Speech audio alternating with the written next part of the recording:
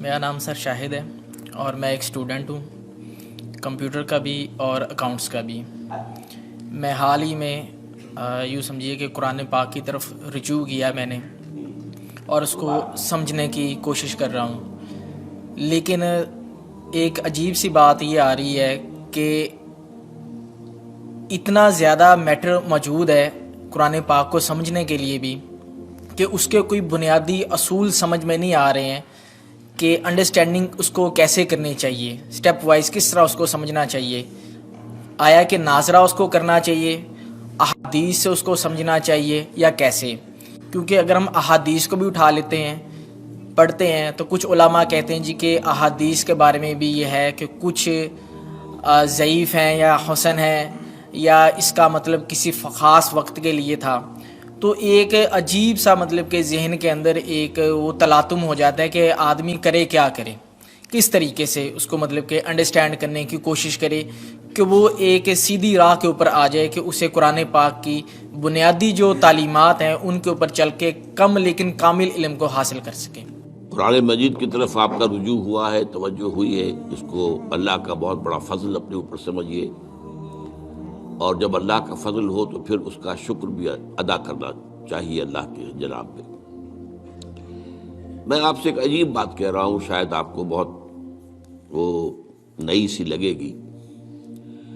قرآن کو ایسے پڑھیے جیسے بدو پڑھتے تھے۔ بدو نہ فلسفی تھے، نہ منطقی تھے، نہ سائنسدان تھے، نہ ابھی حدیثیں ان کے پاس تھی، نہ ابھی فقہ مرتب ہوئی تھی۔ وہ کیا تھا؟ عربی زبان، یہ ان کی اپنی تھی۔ تو شرط اول جو ہے قرآن مجید کو سمجھنے کے لیے وہ عربی زبان کا صرف و نحو صحیح جاننا یہ لازم ہے۔ پھر قرآن کے متن ہی کو اصل سمجھیے۔ البتہ یہ ہے کہ اس کو آپ سمجھیں کہ یہ پہلا مرحلہ ہے قرآن پر غور کا، قرآن پر فکر کا، قرآن پر سوچ کا۔ اس کے بعد اگلے مراحل بھی آئیں گے۔ اسی قرآن سے پھر قوانین جو ہے واخذ ہونے ہیں۔ اچھا، اس میں بعض سے واقعات ایسے ہیں کہ جو تو ایک تاریخی حیثیت رکھتے ہیں، اب ان میں اس واقعے کے ضمن میں تفصیل میں کہیں کوئی اختلاف ہو گیا تو کوئی حرج واقع نہیں ہوتا۔ ابھی میں مثال دیا کرتا ہوں کہ میں چند جملے ابھی آپ کے سامنے یہاں ادا کروں اور پھر 10 منٹ کے بعد پوچھا جائے آپ سے تو ہر شخص جو ہے اس کو کہے گا، وہ جواب جو میرا دے گا وہ مختلف ہوگا، اس میں اس کی اپنی بات بھی شامل ہو جائے گی، اور سوچ میری بات سنتے ہوئے بھی جو اس کا سبجیکٹو مائنڈ ہے وہ اس کے اندر اس وقت حاضر ہوگا، وہ اس سے اس کوئی نہ کوئی نتیجہ از خود اپنی اس سبجیکٹو مائنڈ کے حوالے سے حاصل کرے گا، وہ بیان کرے گا۔ تو ان چیزوں میں احادیث میں اگر کوئی اختلاف بھی ہو جائے تو اس میں پریشان ہونے کی ضرورت نہیں۔ ابھی ہمارے ہاں یہ جمعے کے اجتماعات میں حدیث جبرائیل جو ام السنہ کہلاتی ہے،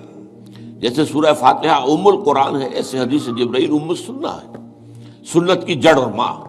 اب اس کی جو روایات آئی ہیں اس میں مختلف اختلاف ہے، الفاظ کا اختلاف ہے، ایسنس ایک ہے، مفہوم ایک ہے، الفاظ میں بڑا فرق ہے، تفاصیل کا فرق ہے۔ تو اس حوالے سے اس میں گھبرانے کی ضرورت نہیں ہے۔ پھر یہ کہ فقہی معاملات کے اندر اختلافات ہو گئے، وہ بھی نیچرل ہیں۔ آپ کو معلوم ہے کہ ایک ہی مقدمہ ہوتا ہے، 8 جج بیٹھے ہوئے ہیں ایک بینچ پر، 5 کا فیصلہ ایک ہے، 3 کا ایک ہے، اور بھی تقسیم ہو سکتی ہے۔ قانون وہی، اور یہ میں بات کر رہا ہوں سپریم کورٹ کی یا ہائی کورٹ کی، وہاں پہ تو ظاہر بات ہے وہ نئے بیانات نہیں لیے جاتے، وہ جو بھی فائل ہے وہ تو بہت پہلے سے تیار ہو چکی ہے، اس کے اوپر بحث ہوتی ہے، صرف اسی سے اخذ کیا جاتا ہے، مطلب ان کا وہی رہتا ہے، اس کے اندر تبدیلی نہیں ہو سکتی، اس موقع پر کوئی نئی گواہی نہیں آتی۔ تو اس اعتبار سے ان چیزوں پہ گھبرانے کی ضرورت نہیں ہے۔ البتہ آپ آغاز جس طریقے سے کریں وہ میں نے آپ کو بتا دیا ہے، اس میں یہ کہ آپ اصل میں ان تمام جو چیزیں ہیں اضافی، ان سے ذرا صرف نظر کرتے ہوئے عارضی طور پر پہلے قرآن کو ایسے پڑھیے جیسے بدو پڑھتا تھا۔ اور وہی بات تھی کہ بدو پھر جس طریقے سے موٹیویٹ ہوا ہے، بدو سے مراد میں صحابہ کو عام طور پر لفظ دے رہا ہوں، یہ ان کی اس کے لیے وہ نہ سمجھیے کوئی توہین کی بات ہے، مطلب یہ کہ میں اس معنی میں کہہ رہا ہوں کہ وہ لوگ فلسفی نہیں تھے، کوئی پڑھے لکھے لوگ نہیں تھے، بلکہ امت کا نام ہی ہے یہ جو ہے امیین، ان پڑھ لوگ، ان پڑھ، ان لیٹرڈ ون، حضور کی شان بھی یہی ہے، امی ہے۔ تو انہوں نے قرآن کو جس طور سے سمجھا ہے وہ ہے بہترین طریقہ قرآن کو سمجھنے کا، اور اسی سے پھر وہ صحیح موٹیویشن ہوتی ہے کہ انہوں نے تن من دھن سب لگا دیا اللہ کے دین کے لیے اور اللہ کے دین کو غالب کر دیا۔ بحثوں میں پڑھ کر اور وہ جو باریکیوں میں پڑھ کر اور بال کی کھال اتار کر اور منطقی طور پر تجزیہ کر کے اور فلاں احادیث کے تقابل کے اس میں پڑھ کر علم کا تو اضافہ ہوگا، لیکن وہ انسپریشن اور موٹیویشن جو ہے وہ اس کے اندر نہیں رہے گی۔